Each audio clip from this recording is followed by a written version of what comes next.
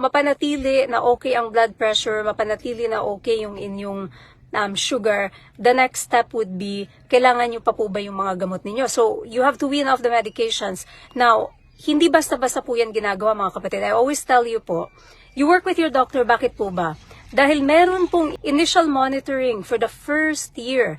You have to do at least every 3 months pong blood work, okay? So sa lahat sa inyo na medyo umokay na lahat, nag-normal na yung mga dating abnormal, bibitaw na lang ba tayo? Remember, yung inyo pong pag-reverse ng inyong medical condition is only good until kayo ay either ma-maintain po ninyo or bumalik na naman kayo sa dati. Pag kayo bumalik sa dati, na pamamaraan ng pagkain, babalik din yung sakit. Ngayon, kung kayo naman ay makaka-maintain, you find your middle ground, yung masusustain po ninyo, because the key is sustainability po, then that will be great. Pero wag nga po tayo na basta-basta lamang hihinto ng ating mga gamot nang wala pong patnubay at gabay ng ating doctors without proper monitoring. Kasi sa first year po ninyo ng pag-reverse ng inyong mga medical conditions, what's gonna happen there is very prone po kayo. Ibig sabihin, napakadali na manumbalik yung dati nating mga sakit kung ito po ay hindi po talaga natin masustain. It's a good sign na gumaganda na at nagno-normalize na inyong blood pressure at inyong sugar, but you have to make sure na ito po ay masustain ninyo.